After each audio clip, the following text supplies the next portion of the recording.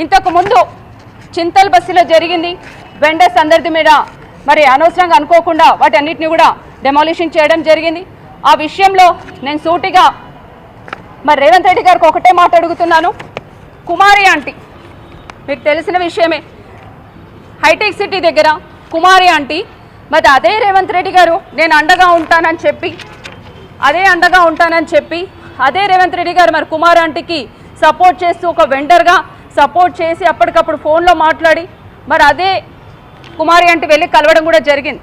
So మరి కుమారి aunty కూడా తను కూడా ఒక సామాన్య వెండర్ కదా. మరి అలాంటప్పుడు ఆల్ ఓవర్ సిటీ నాకు TV9 చౌరస్తా తీసుకొని వెండర్స్ అందరిది కూడా traffic, law and order, GHMC department చెప్పకుండా వచ్చి డెమాలిషన్లు చేయడం జరుగుతోంది. మేము ఎక్కడ పోవాలి, ఏం చేయాలని మేము గతంగా 12 సంవత్సరాల నుంచి మేము ఇక్కడ బతుకుతున్నాం మేడం. మా ఆయన పెరాలసిస్ ఉన్నారు మేడం. ఈ విధంగా మాకు ఎప్పుడు జరగలేదు. కేసీఆర్ సార్ ఉన్నప్పుడు మాకు వెండర్ కార్డు ఇచ్చారు. 12,000 నుంచి 25,000 వరకు మాకు లోన్లు కూడా వచ్చాయి మేడం. ఇంతవరకు ఎక్కడ జరగలేదు ఈ విషయంలో మాకు అని చాలా బాధగా పడ్డారు.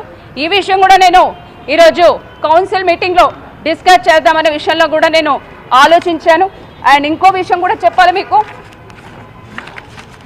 ఎలక్ట్రికల్ డిపార్ట్మెంట్ బడ్జెట్ సెషన్లో ఈ విషయం కూడా చెప్పాలనుకున్నాను. GHMC